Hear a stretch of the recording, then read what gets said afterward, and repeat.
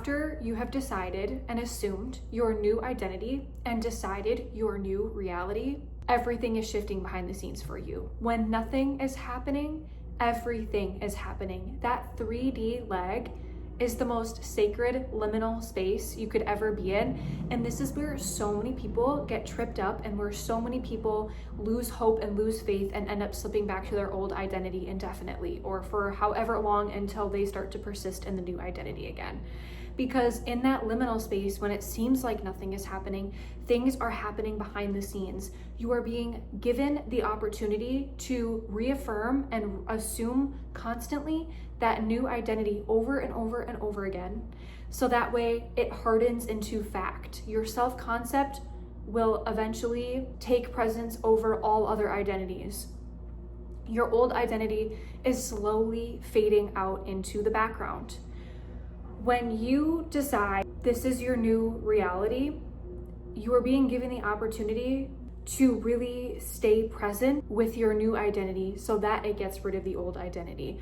Also, in this liminal space, the universe is really testing your loyalty on this new identity. It is 100% testing your loyalty. And the biggest thing that happens in this liminal space that is so important that you can't see shifting behind the scenes is you are retraining your reticular activating system. You are reprogramming it to fit around your new identity.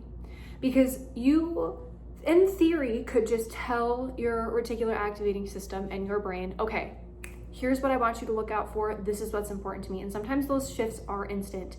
But for a lot of us, when we're shifting from the old identity to the new identity, we are so addicted to the old identity that it makes it a little difficult to just tell it, okay, this is what's important, because deep down you don't really fully believe it yet, right? And that's why bridging into the new identity is so helpful. Like, instead of picturing yourself as someone who has $1 million, you can picture $10,000 hitting your bank account, and you're kind of getting that hit of excitement while retraining your brain to have that be your new normal, where it's at a believable number, and you bridge and step up from there little by little to get to that $1 million identity, if that makes sense. And I'm only using the materialistic side of things right now, using that $1 million example just because it's very tangible, like 3D tangible, not because I'm, super materialistic or whatever. And not that I want you to be either, but using the 3D world as materialistic anchors can help gauge your progress on how much you are expanding, because your 3D reality is essentially, it's dense, right? So when I talk about, or when you hear the 3D reality, you should not get validation from the 3D reality, and you should be living from the 4D.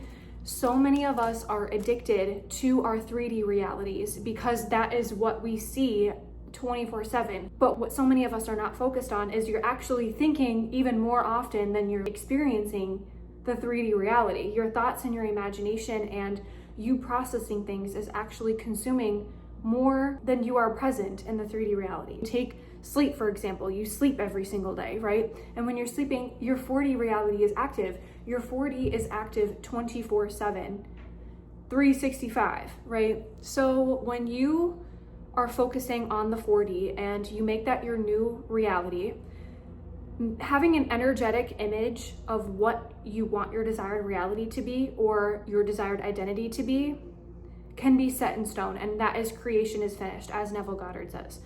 Once you have that image, creation is finished. However, the 3D is a much more dense version of reality, of dimensions, right? And it takes time to manifest into reality. It's that 3D leg, literally because the 3D is more dense. When you want to get into the physics side of it, the quantum physics side of it, the 3D is literally more dense. There is gravity, atoms, everything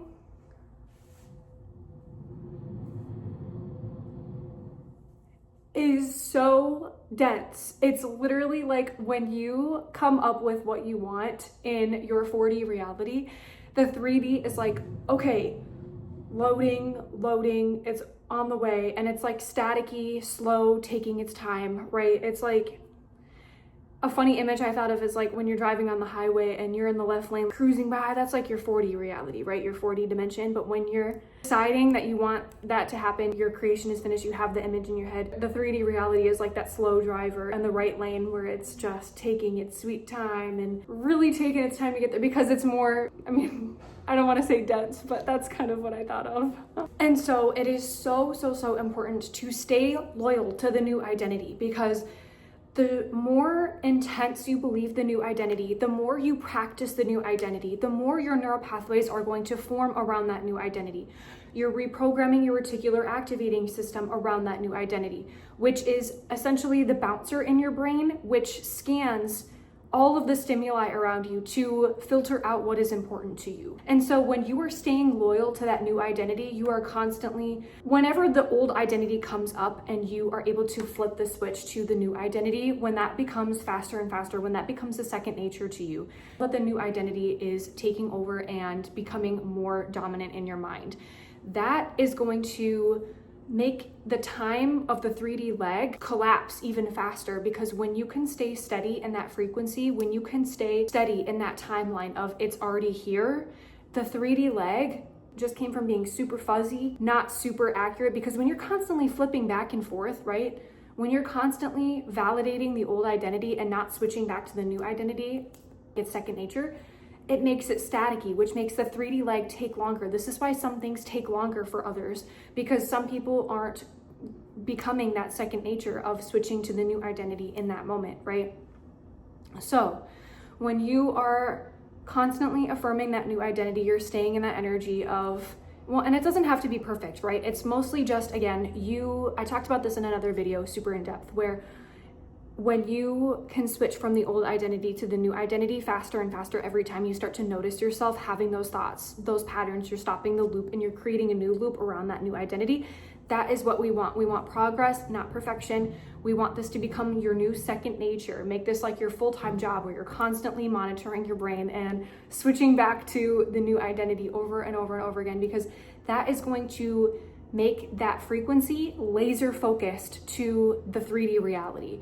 You're going to be so in tune, and this is how people manifest things instantly, right? Because it becomes a part of their identity so fast. They have worked their new identity around that, and they think from that version of them that has it already like that. It just becomes their new nature. They have expanded enough to be able to have that frequency be super laser focused, super intense.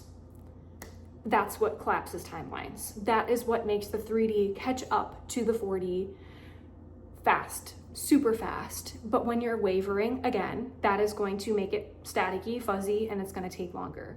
So when you can stay super loyal to the new identity, constantly changing from those old identity thoughts to the new identity thoughts. And again, we don't want to ignore those old identity thoughts, because when we ignore them, we're flagging them. We're letting them have control over us. So you want to acknowledge those old identity thoughts, see them, and then flip them, because that is what is going to let them be expressed and seen. You have to let those parts of you be seen and validated to some extent, and reframing that with the new identity. So that is why when nothing is happening after you've decided your new reality, you have assumed your new identity, when nothing is happening, everything is happening. Everything is happening in the quantum. The 3D is slowly trudging up there to catch up to speed to that 4D, because the 4D travels at a speed that we cannot comprehend. I don't even know how fast thoughts are, but they're super fast, right? How effortlessly everything happens in here, I believe it has something to do with the fact that time doesn't exist beyond the fourth dimension and beyond. Time isn't real, it's a construct that we make up in the 3D and whatever, the earlier Ds, 2D, 1D, whatever. But when we make up our minds in the 4D, it just takes a little longer sometimes for the 3D to catch up. But the stronger you believe that new identity, the stronger you believe that it is decided, and you go along your way living as the assumed identity, that laser focus is going to make that 3D catch up so much faster. It's going to make a very clear delivery path. It's say you make a delivery order, right? You place an order, your food's coming, you know it's on the way. When you place that order with exactly what you want, that order is going to come so much faster. But when you're wavering and trying to figure out, oh my gosh, I don't know what I want. I don't know what I want to make my order for. or you don't tell them where you live, it's not going to know where to go. And it's not going to be coming to you very quickly, right? So when you are laser focused on what you want, when you know it's on the way, when you've placed the order, your only job is to sit back and relax, enjoy the process, enjoy the new assumed identity, and it will all happen just like that. That is what collapses timelines.